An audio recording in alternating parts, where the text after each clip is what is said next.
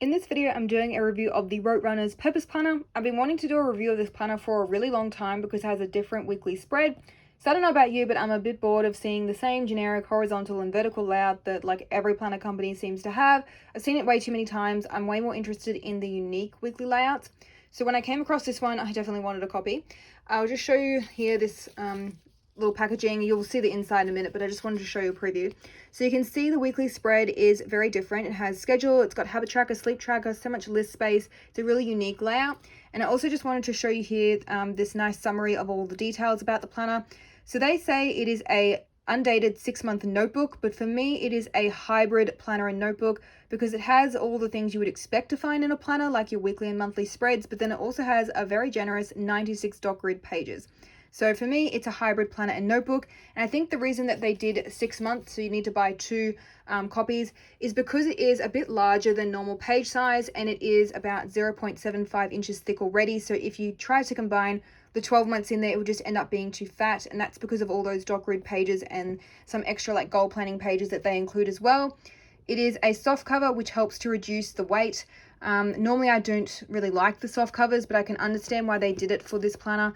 I think it would just be too heavy given the page size and the number of pages that are in there. So while I'm talking about page size, it is a bit larger than normal. So it's 7.5 inches wide by 9.75 inches high. And I typically see about 9 by 7 being the most common size for like a coil bound or a disc bound notebook, and it's not very common for a sewn bound. So that was another unique aspect of the planner that I just wanted to have a look at. Generally, you'd only see like A5, and for me, that's just too small, particularly if it has a vertical scheduling section on the weekly spread, which this one does. There are two built-in planner bookmarks. Really like the colors of these and that they're different colors. So you could have one to mark your dot grid pages, and then you could mark your weekly spread with the other bookmark. The cover is a bit plain. There's nothing printed on it except for just the logo of the company on it, but you could use your Cricut or your Silhouette machine and make some stickers, maybe with your name, and stick that onto the cover if you wanted to personalize it, because it is very much a blank canvas. Really pretty teal blue color though, quite like the color. All right, so let's have a look at the inside. So I'm not really a fan of the yellowy pages. I can see why some people prefer it, because if you're sitting outside, it's less glary to have the yellowy pages. But for me, I always use my planner inside at my desk, so I much prefer bright white. And you can see the contrast between my desk, which is really white, and the pages, which are obviously quite yellowy. So we do have a contents page to help you find things easier. And then we have a really detailed index page. So you get 4 columns. It's so much space to put all your notes in there, which you can tie back to the dot grid pages. And you can see here, everything is numbered. So even the weekly spreads, the monthly, all the pre-printed and the blank dot grid pages are numbered. So you can refer to it really quickly if you add them all into this notes index here. And it will also help, I think, because it's undated. So if you're starting it at like April or some odd month that most planners don't usually start, then you can put the page number and you can just find things a lot easier. So I really like that they included this notes index, and they give you some little tips down here as well if you want to read those. There is quite a lot of show through on this paper, so you can see, I can see text that's printed on the back side. And the reason this is like so dark behind it is because, very unusual, there is some color printing on these sewn bound pages, which I can't even recall another planner that I've seen with that. Normally if it's sewn bound, there's no color on it. So a bit of pop of color here for your section dividers. I do wish that they had extended it to the edge, because you can see there's a little bit of a border here.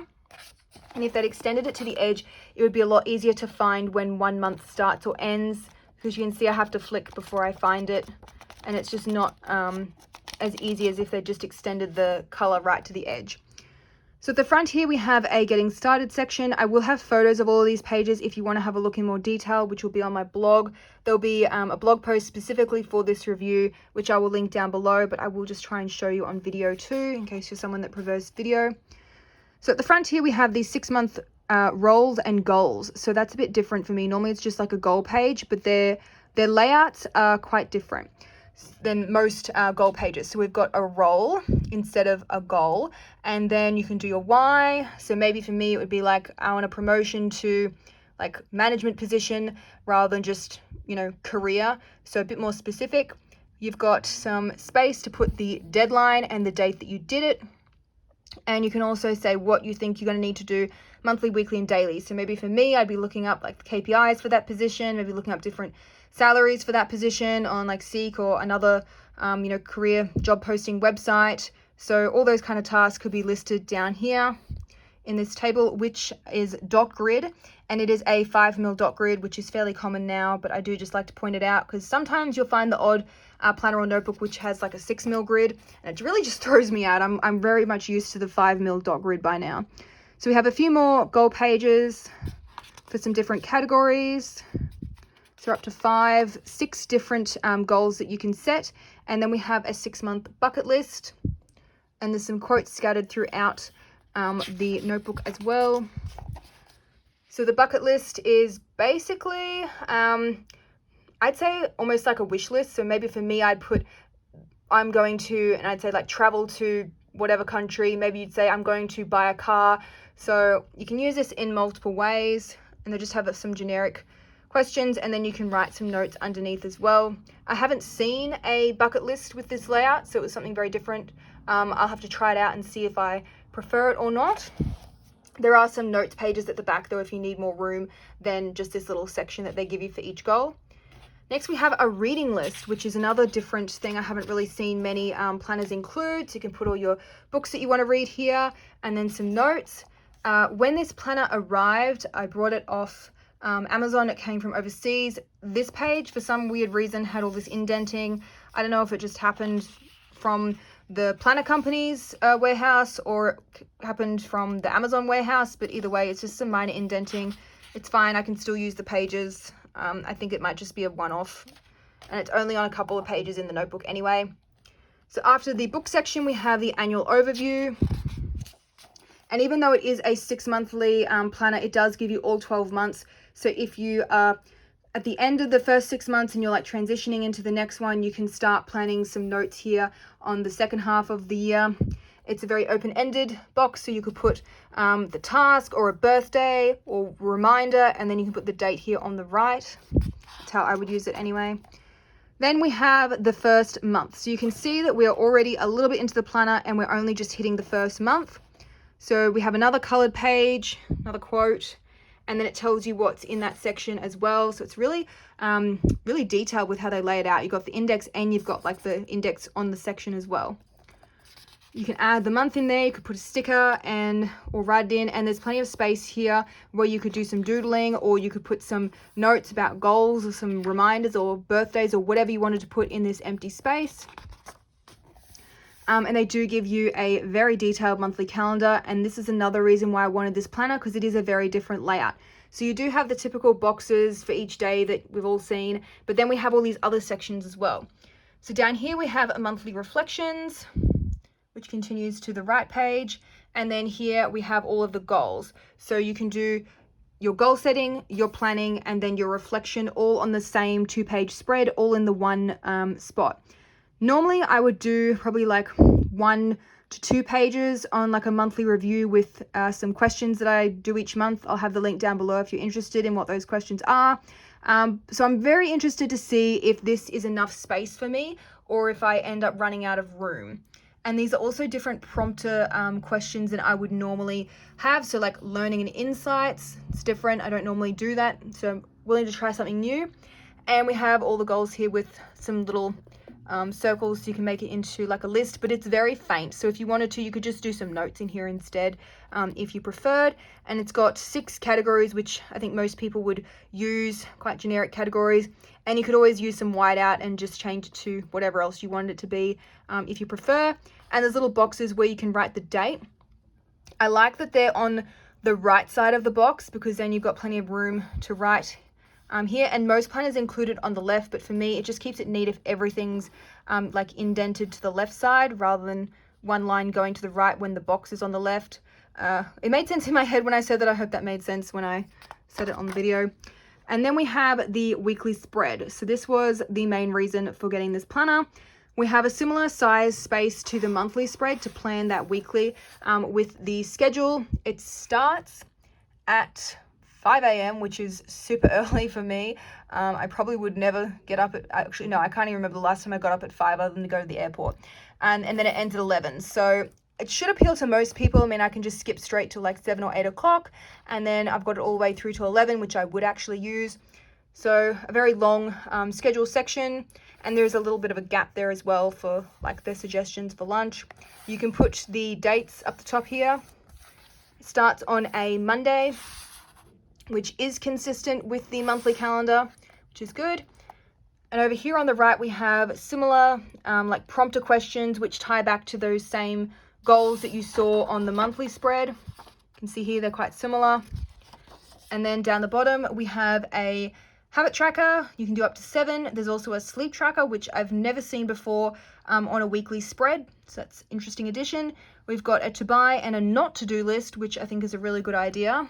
Definitely would be using that. And we have some notes and then self-care and fitness. So you've got all your different areas of your life, like, you know, work, career, friends, projects, etc.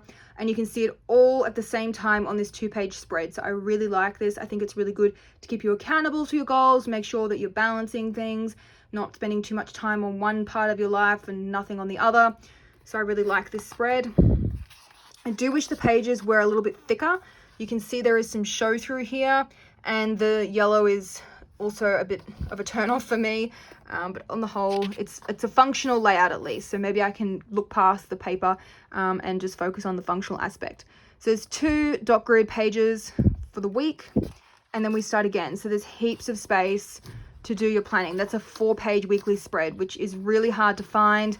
I can't even recall another planner that had a 4-page spread off the top of my head at the moment, other than like a custom Agendio planner that I would have done. So heaps of space to write, and you can see it's all just repeated the same way through the planner. So there isn't like a quarterly reflection. You only have it at the back. So if we just jump ahead, you can see all the months we've got here. Just flicking through. So we've got all these dot grid pages now. Heaps of them. Let me find where they start so I can show you just the proportion of dot grid versus planning space. And the other thing that I should mention, the pages are laying flat on their own, so I'm not having to hold the notebook open with one hand while I write. You can see that it is all laying flat by itself. Okay, so I believe this is the start of the dot grid. You can see they're laying flat, and we have a fair chunk of the planner with the dot grid. And I don't know if I mentioned it, but it comes with this little bookmark as well, so you can keep your place. So you get 2 bookmark, this bookmark, and you also get the 2 ribbon bookmarks as well. So you technically get like 3, which is good. So after all of these dot grid pages, we have no review. I thought there was a review page at the back here. No, it just tells you how they suggest using the planner. So there's no structured end of 6-month review. So I'd probably be adding that in. There is this self-care checklist though, which is something more unique that I haven't seen in a planner. And there is a pocket folder, which is very roomy. And you get an elastic band to keep it all closed. I've just taken it off to make it easier to film this review. So you can see there's plenty of notes pages where you can do your own end of 6-month review. I'd say that's the only con for me. I think it really does need to have a 6-month reflection structured page. I think they would have done it really well with how nicely the monthly and the weekly spreads are laid out. So I'm a little disappointed by that. You can always add your own.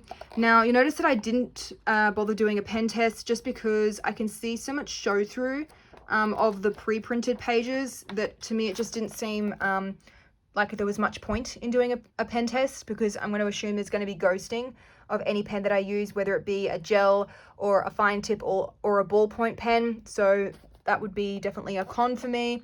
But otherwise, I'm quite happy with this planner. Maybe would preferred if the numbers were sitting below the dot grid. They're currently like embedded in it, which to me is a little annoying, because when I would rule up a spread, I'm going to be ruling over the top of the numbers. But again, just minor con. So overall, I'm quite happy with this planner. I would recommend it, and I'm keen to try it out. So I will have the link to the blog post if you want to have a look at photos in more detail. That will be linked down below. Don't forget to subscribe. I usually do a planner review or a dot grid notebook review each week, and you'll see that on my YouTube channel. So thanks for watching.